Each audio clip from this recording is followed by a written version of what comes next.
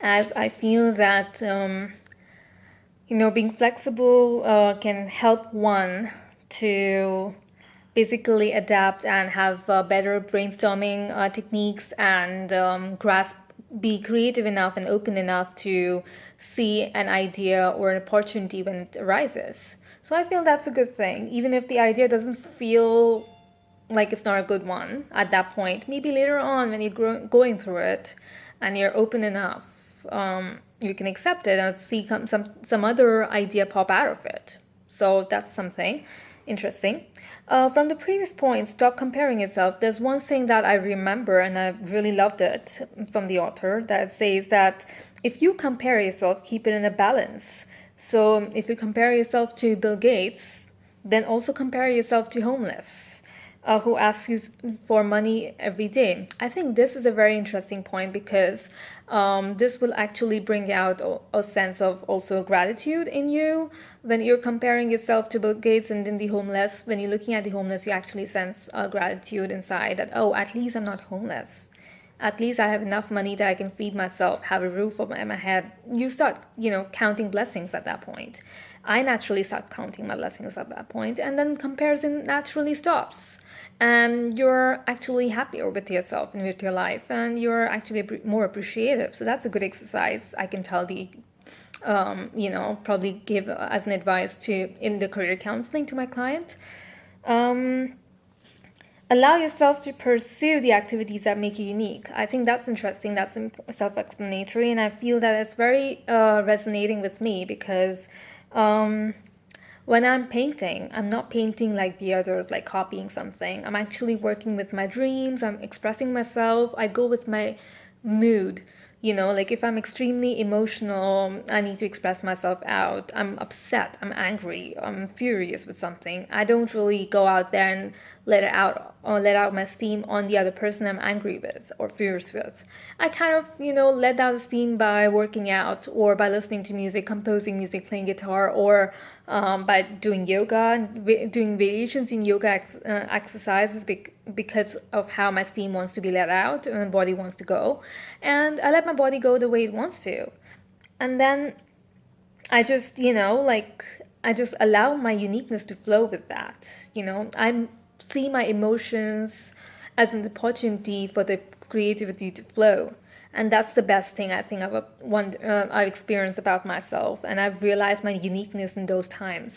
I've also painted like how I will just take the paints and let my hand go the way it wants to. And things would just happen after that. And it's very interesting. Um, and then this is the most interesting stuff that I've seen, and I kind of resonate with it. That is, stay mindful of your self-talk. I actually used to keep a journal where I used to talk to myself, and if I saw a negative self-talk arising, I would just journal it in.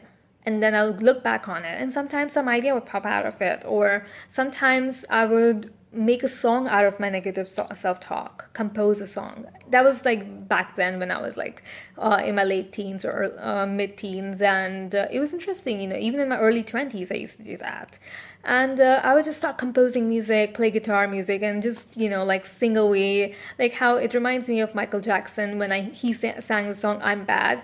He was actually singing out. The lyrics were exactly about himself. He was saying, "I am bad," and he was actually owning up those things about himself and embracing it instead of running away from it. Because when you hesitate something about yourself, it actually can, this is something good with career and spirituality, transpersonal. And I feel this is interesting because when you note down your negative qualities, your negative thoughts, not self-talk, but negative qualities, how you are, how you feel about yourself, in a way, when you reflect back on them, it makes you want to embrace them. It makes you want to, because that's a part of you.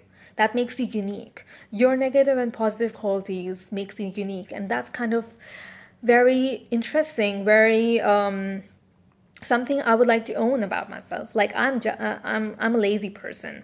I'm not punctual. I don't do things on time, and many of you must have noticed that as well. But as Michelle says, be gentle with yourself. So I am gentle with myself. I know this is me, and sometimes I'm not able to finish my chapters or readings on time, but I know that's my capacity. That's how much I can study in a day. And I am okay with that. I've accepted myself that way. I work the best way I can. Maybe sometimes I'll do some art, and sometimes some reflections will happen that way. And that's what I always do. I talk to myself sometimes when I'm upset, and that actually helps me a lot. So so mindful of your self-talk is very helpful. Um, Lastly, what I resonated with is image is psyche. So Carl Jung says from the Callings book, page 126, he says, imagery is the language of the unconscious.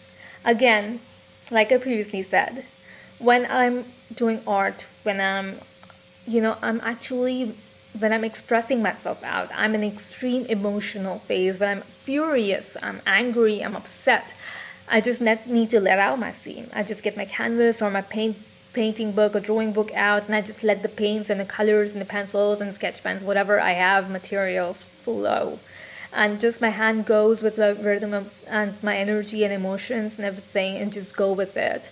And then I just reflect back on it. I see what I've created, and I just reflect back on it, and I calm down. And then happens the whole process after that, the whole self-realization and looking at myself in a different perspective, change of perception, calm down, gratitude, everything else happens after that. Realizations, brainstorming, creative ideas, all of that come out of it. It's just, because you see your unconscious, you see your soul, you get to know, you find out what your soul wants to tell you, and that's what happens then. It's brilliant. So, and probably a lot of creative ideas for careers can also come out of it. You can do a self-discovery. So that's all I wanted to share, and thank you.